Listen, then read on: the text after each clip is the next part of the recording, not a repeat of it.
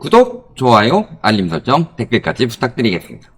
이번에 스와프 연금 건드린 게 어떤 사람은 국민의 노후를 담보로 위험에 들게 하는 거다 라는 의견과 일단 환율을 내려서 물가 안정을 시키는 것이 낫다 라는 의견이 분분하던데 어떻게 생각하냐. 또 국민연금, 청약 이런 데 거 죄다 쓰다가 돈 다 떨어지면 또 건드릴 자금이 있긴 한가. 이 두 가지를 물어보신 거죠.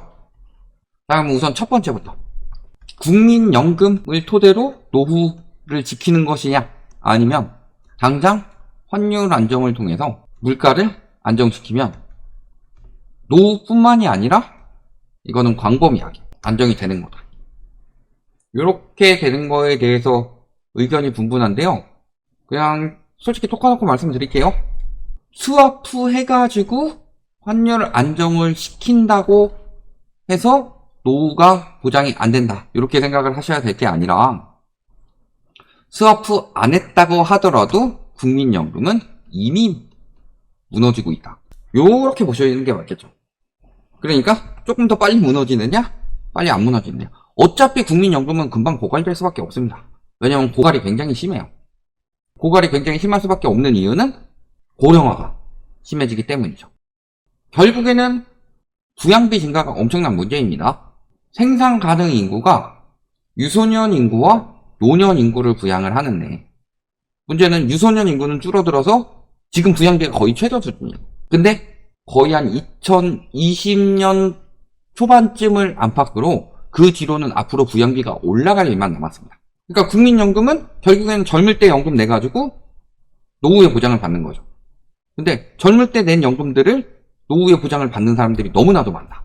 앞으로도 점점 더 많아질 거고. 인간의 수명은 앞으로 늘어날까요? 줄어들까요? 치명적인 바이러스라든가 아니면은 운석 충돌이라든가 뭐 이런 거 아니면은 웬만하면 인간의 수명은 의료 발달에 따라서 늘어날 수밖에 없죠. 그러면은 지금 계획하고 있는 것보다 앞으로 더 많은 자금이 필요할 것이고 여기에 또 한 가지 생각을 하셔야 될 게 얼마 전에 저희가 학령 인구에 대해서 이야기를 했죠.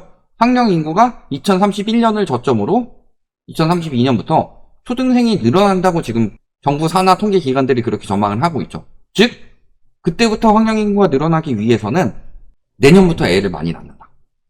이게 뒷받침이 돼야 되는데 그럴 상황인가요? 출산율이 낮아진 것에 대해서 가장 핵심은 경제적 문제라고 그러죠. 잘 생각해 봅시다. 왜 애를 안 낳아요? 자, 집값이 비싸서라는 의견도 있고 그 다음에 직장에 대한 경력 단절 우려에 대한 이야기도 있죠. 또 교육비에 대한 이야기도 있죠. 그 다음에 남녀 갈등 이런 부분에 대한 이야기도 있고 등등 여러 가지 이야기들 있죠. 뭐 지금 혼자 사는 게 과거만큼 외롭지 않다. 여러 가지 미디어의 발달로 인해서 취미생활도 더 즐기기 좋고 그래서 굳이 애를 안 낳는 거다. 이런 이야기도 있고 여러 가지 문제가 있지만요. 실질적으로 다 경제적 문제랑 연관이 되어 있다. 집값은 당연히 경제적인 문제인 거고 그 다음에 교육비도 당연히 경제적인 문제인 거고 경력 단절이요?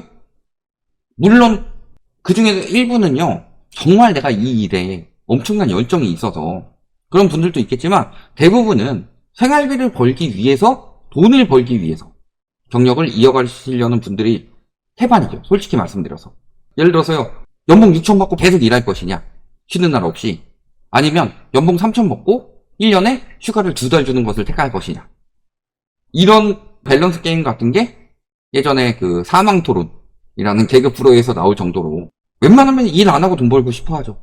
그러니까 유행하고 있는 게 뭐예요? 파이어족. 파이어족이 왜 유행하겠어요?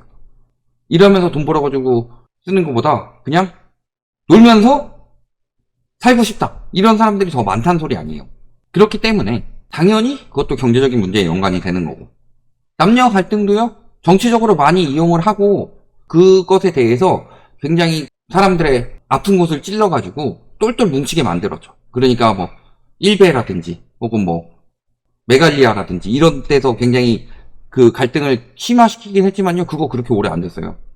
2015년만 하더라도 여초가 많이 됐다는 네이트판 같은 데서도 군인들에 대해서 굉장히 존중하는 댓글들이 굉장히 높은 순위를 차지했었고 그런데 이거를 정치적으로 이용하면서 감정을 막 건드려가지고 쟤는 적이다 이런 식으로 만들었죠. 특히 남성들 쪽에서 굉장히 역차별이다 느끼게 된 게 군 가산점이라든지 혹은 할당제라든지 이런 걸 토대로 했기 때문에 결국에는 내가 일을 구하는 데 있어서 더 불리하다 느껴지니까 경제적 문제의 영향이 들어간 게 맞아요. 다 그런 쪽에서 결국에는 볼 수 있는 거다. 결국엔 정치 싸움 때문에 출산율 떨어진 거예요. 국민들만 피 보는 거지. 고래 싸움에 새우등 터진 거지. 이거는요, 여든 야든 잘했다고 말할 수가 없습니다. 지금 여당 쪽 같은 경우는 지금도 보세요. 다 부자 감세에 들어가고 있고 부동산 부양 정책 쓰고 있죠. 여당 쪽에서는 뭐 하고 있어요? 언론에 휘둘리지 않으면 모를까. 지금 민주당 이야기하는 거 보세요. 가상금리 없애라. 서민 지원이라는 명분을 가지고 결국에는 민주당도 기득권이에요. 뭣도 모르는 인간들이 라이트하우스는 민주당 편든다라고 하는데 문재인 정부가 냈던 부동산 정책이 집값을 잡는 올바른 정책이다. 이 이야기를 가지고 빨갱이를 만들어버렸는데 사실상 민주당이 어떻게 빨갱이에요. 민주당도 보수지. 그러니까 유동성 푸는 데다 계속 마치 서민을 위한 것인 양 이야기를 하는데요. 대출 풀어서 서민이 좋아요? 부자가 좋아요? 대출 풀어서 영끌해서 집 사면은 그 집 팔고서 차익 남긴 부자가 좋아요? 아니면 영끌해서 집 산 서민이 좋아요? 대출 많이 풀어줘가지고 전세 시장에 이자가 줄어들면 그만큼 전세가를 더 올리는데 그 전세 보증보험 서민을 위한 일이다. 전세 보증보험 때문에 고가 전세에도 들어가니까 실질적으로 전세가 올라가는데 큰 영향을 주고 있는 거죠. 이런 것들 보시면은 전반적으로 지금 다 마찬가지 행보를 보이고 있는데 그래서 우리나라 가계부채가 잡히질 않는 거예요. 여당 때는 어땠고 야당 때는 어땠냐. 다 똑같은지. 근데 결국엔 집값이 떨어지는 시기는 언제예요? 거품이 극대화돼서 터질 때. 그러니까 IMF 같은 경우는 경기 침체 뭐 거품이라고 말하기보다는 그때는 진짜 경제가 완전히 무너진 상황이었지만 글로벌 금융위기 때 같은 경우는 외국보다 덜하더라도 우리나라도 어마어마한 거품이 쌓였었고 그 거품이 터지니까 무너진 거예요. 지금도 마찬가지 상황으로 가는 거고. 근데 잘 생각해보세요. 그때 금리 올릴 때 무너졌어요? 금리 낮출 때 무너졌어요? 지금도 금리 낮추면 집값 뛴다고 이야기하죠. 다 개소리예요. 경제 위기가 터지게 생기니까 금리 낮추는 거고 그때 항상 문제가 됐었죠. 근데 지금도 금리 낮추면 집값 올라간다 이런 이야기를 하고 있어요. 물론 금리 낮추면은 집값 올라가고 전세가 올라가는데 긍정적인 영향을 주긴 하죠. 그렇지만 금리를 낮출 수밖에 없는 상황에 대해서 생각을 해야 된다. 그러니까 금리를 낮출 수밖에 없는 상황도 아닌데 한국은행 찾아가지고 금리 낮춰라 라고 이야기하는 것은 정치적 압력이죠. 독립적인 기관이 되는 한은에게 정치적 압력을 주고 있는 거고. 그리고 이런 상황이라서 결국에는 뭘 하든 문제가 되는 건데 정부 입장에서 연금, 스와프 연금까지 건들 정도라면은 가용 외환자금이 많이 떨어져서 거의 고갈에 가깝지 않을까 이런 합리적 의심이 드는 거고 그렇다는 것은 환율을 잡기가 점점 더 힘들어진다. 그러니까 지금 환율이 장기적 우상향을 하고 있죠. 벌써 또 94원 됐어요? 자, 6달 정도만 봅시다. 자, 지난 6달 동안 환율은 계속 우상향을 하고 있어요. 이때 좀 떨어지지 않았어요? 이때는 배당 때문에 킨 겁니다. 주식 배당 들어가면서 달러 환전해가지고 갖고 나가는 수요가 많다 보니까 이때 일시적으로 킨 거고 4월에 요거 제외하고 요 배당이라는 이슈를 제외하고 깎아내고 보면은 환율은 계속 우상향을 하고 있죠. 왜 그렇게 되겠냐? 이런 걸 생각을 해야 된다. 그리고 그 외적으로 기본적으로 지금 국민연금은 그냥 문제예요. 이거는 국민연금은 저출산 때문에 어쩔 수 없는 상황인 거고 해외 부동산 등 대체 투자 늘린다라고 했는데 해외 주식 많이 사가지고 수익률 많이 높였죠. 지금 해외 주가가 긴축하는 거 대비로 안 떨어지고 있는 거고 잘 생각해보세요. 국내 주식보다 해외 주식이 더 좋은 이유는 뭘까요? 해외 주식 많이 사시는 분들. 해외 주식은 기본 수익률이 있는데 여기에 환율이 올라가는 상황이기 때문에 환차익까지 볼 수 있죠. 이런 것들 때문에 어느 정도 국민연금에서 달러를 보관을 많이 할 수 있었던 거고 그 달러를 꺼내다 풀고 있다.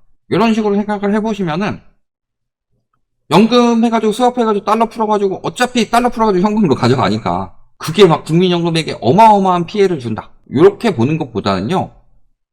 우리가 더 핵심적으로 생각해야 될 건 국민연금에 있는 달러까지 꺼내다 써야 될 정도로 가용 외환 보유액이 부족할 가능성 그리고 그렇게 계속 풀고 있음에도 불구하고 꾸준히 우상향하면서 곧 1,400원이 뉴 노멀이 될 수도 있는 환율 상승폭 그리고 그렇다고 해서 언론 같은 곳에서는 지금 환율이 고점이다 미국에서 금리 인하를 하면 환율이 떨어질 거다. 이런 식으로 보도를 하고 있지만 실질적으로 미국이 금리 인하를 했을 때 미국 채권으로 양털깎이가 되면서 환율이 폭등했던 여태까지의 상황. 근데 문제는 우리나라는 지금 경제가 굉장히 디플레이션인 상황이기 때문에 인플레이션이 어느 정도 억제가 되고 있는데, 그럼에도 불구하고 나오는 이 인플레이션은 세계적인 인플레이션적인 부분도 있지만 환율에 따라서 수입 물가가 올라가는 영향이 크죠. 근데 이 물가가 잡히지 않는다면 우리나라 그 상황에서 금리 내려가지고 환율 더 치게 만들면 어떻게 되겠냐. 이런 것까지 전반적으로 생각을 해보시면요, 이거는 쉽게 넘길 수 있는 상황은 아니라는 거죠. 그래서요, 지금 집값 올라간다, 부동산 가격 올라간다, 이게 광기라는 게 왜 그러냐면요, 여태까지 올랐으니까 지금도 계속 올라갈 것이다. 지금도 또 정부에서 부양하니까 오르지 않냐. 이런 생각을 가지고 들어가시는 분들이 있는데, 이 와중에도 들어가는 이유는요, 과거에 글로벌 금융위기 터지기 전에 굉장히 많이 올랐어요. 근데 얼마나 많이 올렸냐? 지금처럼 장기간 올랐냐? 지금처럼 폭등을 했었냐? 지금처럼 전세가가 자극이 됐냐? 이런 부분이 안 됐었죠. 그러니까 사람들이 더 버틸 수 있었고, 더 관망할 수 있었고, 그렇게 폭등하지 않았기 때문에 사람들이 미치지 않을 수 있었는데, 지금은 그때 그 미쳤던 그 상황만 뇌리에 강렬하게 남아있으니까 아직도 심리가 남아있고 광기가 남아있는 건데, 경제가 무너져서 집값이 계속 폭등하는 경우는 하이퍼 인플레이션밖에 없어요. 그걸 원하는 거냐. 그리고 하이퍼 인플레이션의 경우는 절대적으로 집값이 올라가는 거지 상대적으로 올라가는 것도 아니다. 의식주 중에서 가장 우선되는 게 뭐예요? 가장 우선되는 건 식이죠. 먹지 않으면 금방 죽는데. 주는요? 뒷순이에요. 노숙을 할 수도 있는 거잖아요. 노숙을 하는 사람들도 있잖아요. 근데 거기에 그 큰 돈을 계속 쏟아붓고서 엄청난 이자를 감당해 갈 수 있느냐. 내가 소득이 실질 소득이 줄고 있는데. 이런 걸 생각을 하셔야 된다.